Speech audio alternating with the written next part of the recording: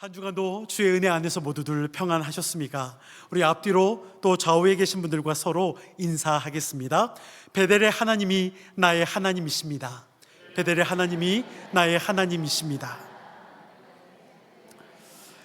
하나님을 예배하는 여러분들 모두에게 주의 은혜와 평강이 함께 하시기를 소망합니다. 우리나라 속담에 사촌이 땅을 사면 배가 아프다라는 말이 있습니다. 이는 남이 잘 되는 꼴을 못 보고 시기 질투하는 것을 이르는 속담이겠죠. 쉽게 말해 그냥 배 아픈 거죠. 그런데 저는 이 속담의 유래가 어디서부터인지는 알 수는 없지만 말씀을 준비하면서 성경에서 유래된 건 아닌가라는 생각을 해보게 됩니다. 물론 말이 안 될 것 같긴 하지만 오늘 본문 아닌 그 앞에 창세기 31장 1절과 2절 말씀을 보면 이렇게 기록되어 있습니다. 우리 함께 읽어봅니다. 시작. 야곱이 라반의 아들들이 하는 말을 들은즉 야곱이 우리 아버지의 소유를 다 빼앗고 우리 아버지의 소유로 말미암아 이 모든 재물을 모았다 하는지라. 야곱이 라반의 안색을 본즉 자기에게 대하여 전과 같지 아니하더라. 아멘. 라반의 아들들이 야곱을 향해 우리 아버지의 소유를 다 빼앗아 갔다라고 말합니다.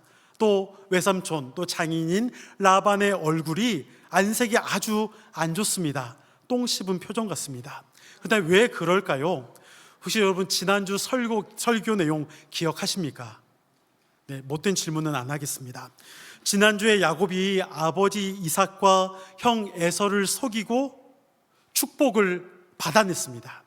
그리고 난 다음에 이번 주 매일 성경 본문의 묵상의 내용이 이제 형 에서를 피해서 외삼촌 라반의 집을 향해 떠났죠. 피하게 됩니다. 도망갔습니다. 근데 가는 중에 그곳에 어떤 20년이라는 시간을 할애해서 보내게 되죠. 또 그곳에서 가정을 이루게 됩니다. 그런데 이제 떠날 때가 됐습니다. 20년의 시간을 보내고 다시 이제 돌아오기 위해서 이제 장인이자 외삼촌이었던 라반에게 말을 합니다. 그러니까 라반이 내가 품삯을 주겠다. 그래서 품삯을 라반이 갖고 있는 양과 염소 중에서 받겠다라고 말합니다. 근데 그 양과 염소 중에 있는 그 가축에 그냥 멀쩡한 것이 아니라 점과 무늬가 있는 것만 가져가겠다라고 야곱이 말을 합니다. 그러니까 라반도 그래 그렇게 하자. 그러니까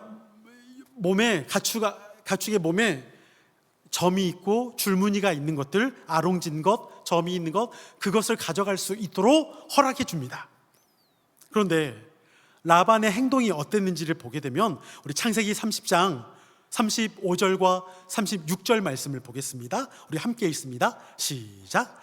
그날에 그가 숫 염소 중 얼룩무늬 있는 것과 점 있는 것을 가리고 암 염소 중 흰 바탕에 아롱진 것과 점 있는 것을 가리고 양 중에 검은 것들을 가려 자기 아들들의 손에 맡기고 자기와 야곱의 사이를 사흘 길이 뜨게 하였고 야곱은 라반의 남은 양떼를 치니라. 아멘.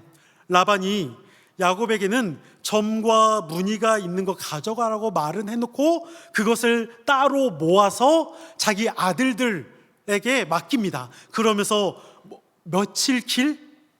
사흘 길, 3일이나 걸리는 그곳 가운데 그 양떼를, 소떼를, 염소를 가지고 가도록 한 거예요. 그러니까 지금 야곱과 함께하는 라반의 집에 남아있는 것은 점과 얼룩무늬 있다 없다? 없는 거예요. 가져가라고 해놓고 지금 완전히 분리를 시켜놓은 거예요. 너무하지 않습니까? 이게 지금 외삼촌이자 자신의 장인인 라반이 좀 그렇게 하고 있습니다. 그러니까 야곱은 이러한 상황에서도 굴하지 않았습니다.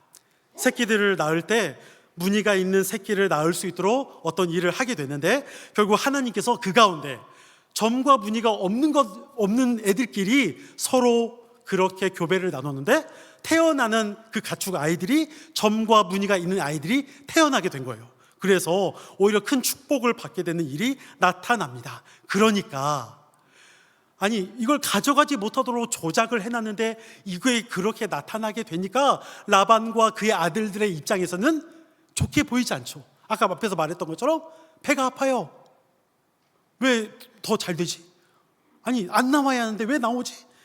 배가 아프니까 지금 그런 상황 가운데 있다라는 것입니다.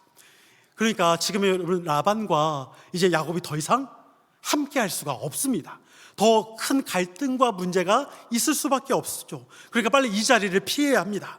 그래서 야곱도 이제 두 아내 레아와 라헬에게 이러한 상황을 이야기를 합니다. 하나님께서 인도하셨고 또 하나님께서 지금 나에게 또 복을 허락하여 주셔서 본문 오늘 9절에 보면 하나님이 이같이 그대들의 아버지의 가축을 빼앗아 내게 주셨다라고 그렇게 말합니다.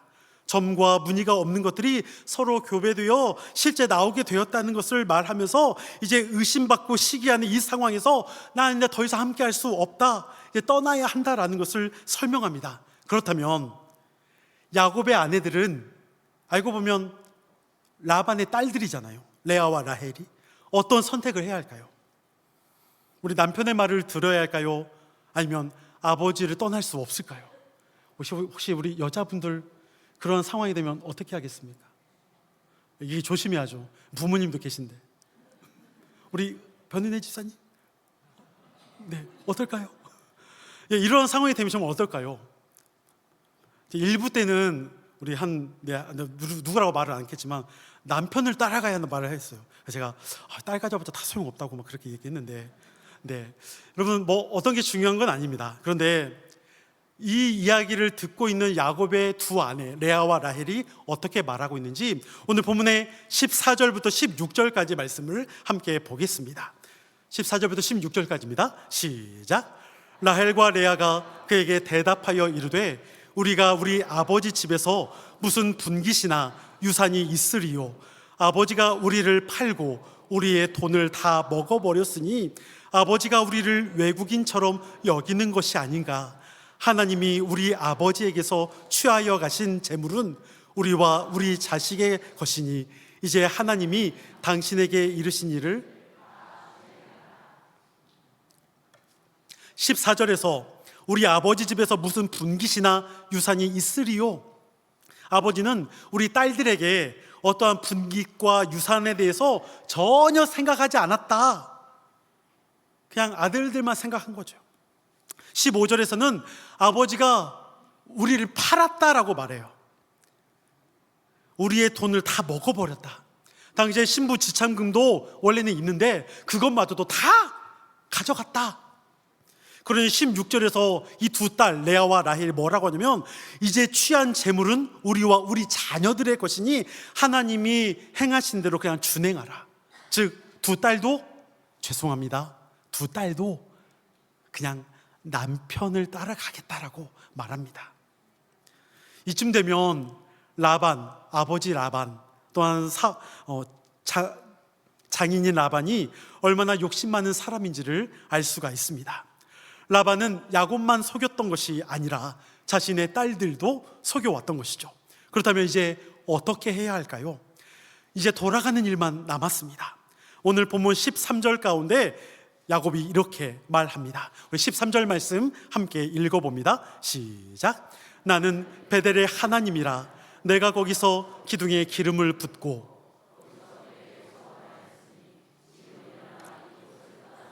내 출생지로 돌아가라 하셨느니라. 아멘.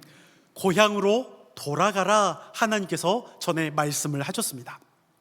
그러면서 야곱 가운데 베델의 하나님을 강조합니다. 여러분, 베델의 하나님은 어떠한 하나님을 말하는 것일까요? 앞에서도 잠시 언급했지만 야곱이 형 에서를 피해 외삼촌의 집으로 갔죠. 하란을 향해 떠났습니다. 그리고 그곳에 가는 중에 베델에서 잠시 유숙합니다. 이게 앞에 창세기 27장, 8장, 9장의 내용입니다. 그러니까 이제 외삼촌의 라반의 집을 향해 가는 중에 베델이라는 곳에 잠시 머물렀는데 그곳에서 하나님을 만나게 됩니다. 하나님이 약속하신 바를 또한 말씀하시고 하나님이 그 야곱에게 위로의 말씀을 해주시는 장면이 있습니다. 우리 창세기 28장 15절 말씀을 함께 읽어봅니다. 시작. 내가 너와 함께 있어 내가 어디로 가든지 너를 지키며 너를 이끌어 이 땅으로 돌아오게 할지라. 내가 내게 허락한 것을 다 이루기까지 너를 떠나지 아니하리라 하신지라.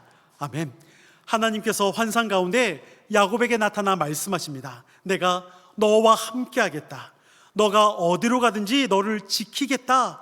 너를 다시 이 땅으로 돌아오게 하겠다. 너를 떠나지 않겠다 말씀하십니다. 근데 저는 이 말이 야곱에게 있어서 얼마나 큰 위로와 힘이 되었을까 생각하게 됩니다. 앞에서 꼼수를 쓰든 속임수를 쓰든 어쨌든 야곱이 장자의 축복을 받기는 받았습니다. 근데 막상 자신이 지금 처한 상황을 보면 쫓겨나고 있죠.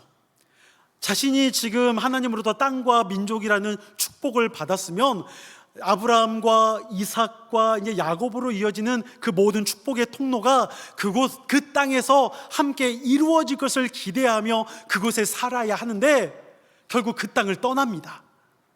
형 에서를 피해서 도망칠 수밖에 없었죠. 그러니까 이제 이 땅을 떠나면 언제 돌아올지 자기도 알 수가 없죠. 언제 나는 지금 혼자 떠날 수밖에 없는 그런 상황입니다.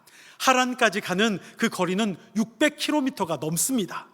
그곳을 향해 지금 한 걸음 한 걸음 나아가고 있는 그 야곱 가운데 오늘 하나님이 말씀하십니다. 내가 너를 다시 돌아오게 하겠다. 이것이 야곱 가운데 얼마나 큰 위로가 되었을까요? 여러분, 이곳이 지금 베델이었습니다. 여러분, 베델은 어떠한 곳인지 아십니까?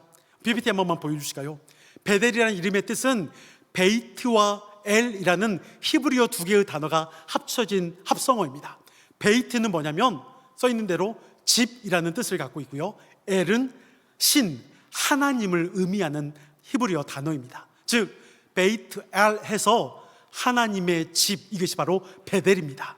즉 하나님께서 그 베델 가운데 다시 돌아오게 하겠다라고 말씀하셨다라는 것이죠. 그런데 이런 성경에 이 베델과 관련된 완전 같지는 않지만 비슷한 이런 내용이 단어가 또 등장하는 본문이 있습니다. 전에 제가 설교했던 부분이 있는데요, 룻기에 있습니다. 룻기 PPT 한번 보여주시면 1장 1절과 6절의 말씀입니다. 우리 룻기 1장 1절과 6절 말씀 우리 함께 읽어봅니다. 시작. 사사리를 치리하던 때에 그 땅에 흉년이 드니라. 유다 베들레헴의 한 사람이 그의 아내와 두 아들을 데리고 모압 지방에 가서 거류하였는데 그 여인이 모압 지방에서 여호와께서 자기 백성을 돌보시사 그들에게 양식을 주셨다 함을 듣고 이에 두 며느리와 함께 일어나 모압 지방에서 돌아오려 하여. 아멘. 1장 1절과 6절 이 사이에 여러분 어떤 일이 있냐면 남편과 두 아들이 다 죽게 됩니다. 이 나오미 가운데. 여러분 1장 아까 1절에 보니까 그 땅에 그들이 원래는 이스라엘 이 지역 안에 살고 있는데 기근이 들어서 흉년이 들어서 더 이상 그 땅에 살 수가 없어서 모압 지역으로 이동합니다. 그러면서 1장 1절 다시 한번 보여줄까요? PPT 보면 그곳이 장소가 어디입니까? 베들레헴. 베들레헴에 흉년이 들었습니다. PPT 다음 거 한 번만 보여주시면 좋겠습니다. 근데 여러분 이 베들레헴도 앞에 말했던 것처럼 두 개의 단어가 히브리어 단어가 합쳐진 단어입니다. 베이트, 아까 앞에서 말했던 베델과 동일하게 베이트, 집이라는 단어고요. 또 레헴은 떡이라는 뜻을 갖고 있습니다. 빵, 떡. 그러니까 베이트 레헴에서 베들레헴인 거예요. 이거 어떤 의미를 갖고 있습니까? 떡집, 방앗간. 근데 여러분 떡집, 방앗간에 흉년이 든다는 것, 양식이 없고 떡이 없다는 게 말이 될까요? 여러분 추석 명절 때나 설 명절 때 방앗간에 가서 시장에 가서 떡을 사려고 하는데 방앗간에서 우리 떡 준비 안 해놨는데 하면 말이 되나요? 일반적으로는 말이 안 되지 않을까요? 어떻게 방앗간에 여러분 떡이 없는 게 말이 될까요? 여러분들 말이 된다 생각하는 겁니다. 저는 제가 볼 때는 말이 안 됩니다. 그런데 이 흉년 가운데 있는 그곳을 피해서 나오미의 가족이 함께 모압으로 내려옵니다. 그런데 내려왔는데 그곳에 살면서 남편과 두 아들이 다 죽게 됩니다. 그러니까 나오미 입장에서는 여러분 어떨까요? 다 무너지지 않을까요? 남편과 두 아들이 다 죽었어요. 이런 상황에서 완전히 모든 것이 다 무너질 수밖에 없는 그 상황이 바로 이 베들레헴 가운데 흉년이 들었다는 것을 의미합니다. 그런데 하나님이 은혜를 베푸셔서 아까 6절 가운데 다시 양식을 주셨다는 이야기를 듣고 다시 나오미가 베들레헴으로 돌아갑니다. 룻과 함께요. 그러면서 나오미의 인생 가운데 하나씩 채움을 받는 은혜가 그 가운데 있음을 보게 됩니다. 저는 오늘 본문에도 마찬가지로 룻기 가운데 있었던 그 베들레헴 가운데 양식이 없는 그 상황에서 채워주시는 그 은혜처럼 오늘 본문 가운데 베델이라는 그 장소, 야곱이 형 에서를 피해 도망칠 수밖에 없고 혼자 떠날 수밖에 없는 그 상황인데 하란에서 20년이라는 시간을 보내고 이제 그가 돌아가야 할 그 장소, 하나님이 그곳 가운데 내가 돌아오게 하겠다 말씀하시는 그때가 드디어 20년의 시간이 지나 임박했다라는 것입니다. 그래서 하나님이 야곱과 그의 가족을 그 베델로 보내주고 있는 장면이 바로 오늘 본문 가운데 함께 했다라는 것이죠. 여러분, 야곱 가운데 그 베델을 떠났을 때 혼자였습니다. 돌아오는 지금은 약 70명이나 되는 가족을 이끌고 옵니다. 떠날 때 가축 얼마 되지 않았을 수 있지만 이제는 돌아올 때는 풍족한 가축을 얻으며 돌아오게 합니다. 하나님이 그의 그 힘들었던 마음, 20년 동안 10번이나 삭을 옮겼고 또한 계속 속임을 당해왔고 힘들었던 그의 그 인생의 삶을 하나님이 채우시고 돌아오게 하시는 그 은혜를 경험할 수 있다라는 것입니다. 근데 그 베델의 하나님이 저는 저와 여러분의 하나님이 되시기를 소망합니다. 우리도 외로울 때가 있습니다. 아픔과 절망을 경험할 때도 있습니다. 할 만큼 했는데 왜 이런 결과가 나오고 왜 내가 고통스러워야 하냐며 감당해야 하는 것이 이해가 되지 않을 때도 있습니다. 오늘 본문에서는 하나님이 그 야곱을 채워주시지만 실제로 우리의 삶에서는 지금 당장 채워지지 않고 지금 당장 문제가 해결되지 않고 지금 당장 어려운 내 현실 가운데서 우리가 고통스러워할 수 있다는 것입니다. 주중에 전에 있던 교회 청년들이 저를 좀 찾아왔습니다.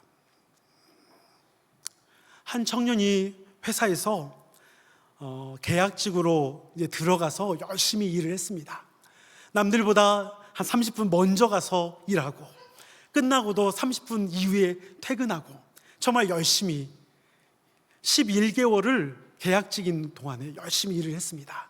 그런데 결국에는 정규직이 안 됐다고 하더라고요. 뭐 어쩔 수 없다라는 생각이 들기도 합니다. 그런데 그 뒤에 어떤 얘기를 했냐면 그 뒤에 딱 1개월만, 한 달만 계약직으로 들어온 사람이 있는데 그 사람이 정규직이 됐대요. 여러분, 그러한 일이 우리 가운데도 얼마든지 있지 않을까 싶습니다. 물론 너무나 안타깝고 힘들고 때로는 억울하다 싶고 문제가 되는 상황이 분명히 있죠. 왜 그렇게 했는지 뭐 알 수 없습니다. 그렇지만 그런 때로는 납득할 수 없고 우리가 생각할 때 부당하다 생각하는 것, 화나는 것들, 절망스러운 그런 것들 우리 사회에서 지금 우리에게도 얼마든지 있다라는 것이죠. 그런데 그런 일이 있을 때마다 우리가 무엇인가를 할 수가 없습니다. 힘이 없고 나약하고요. 그래서 우리가 더 하나님을 신뢰하며 하나님을 의지할 수밖에 없습니다. 지금 당장의 상황에서 어떤 뭐라도 할 수 없는 그 절박한 상황에서 하나님은 오늘 야곱 가운데 20년이라는 시간을 그가 속임을 당하고 힘들었던 그 상황을 하나님은 보상해 주시고 또한 다시 그 땅으로 베델로 인도해 가고 계시는 그 하나님을 다시 볼 수 있다라는 것입니다. 하나님의 집이라 불렸던 베델, 이젠 그 베델이 저와 여러분들에게는 이 땅에 오신 예수 그리스도를 통하여 하나님의 그 성전이 바로 우리가 되었습니다. 저와 여러분들에게 임하시는 그 하나님께서 절망과 아픔과 같은 그 모든 상황에서도 우리를 위로하시고 도우시며 날마다 그 어느 장소에 가서만이 아니라 날마다 우리와 함께 하시는 하나님의 그 성전된 우리가 날마다 우리와 만나시고 날마다 우리를 위로하여 주시고 날마다 우리에게 새심을 주시는 그 거룩하신 하나님 예수 그리스도가 날마다 저와 여러분들 가운데 있음을 기억한다라면 그 베델의 하나님이 저와 여러분들의 거룩한 성전 되신 하나님으로 날마다 있기를 소망합니다. 날마다 우리의 삶에서 그분을 신뢰하며 그분을 인정하며 따를 때 저와 여러분들 가운데 힘들고 어려운 때는 부당하다 생각되는 그 모든 아픔의 상황에서 하나님이 더욱 강건하게 붙잡아 주시기를 간절히 축원합니다.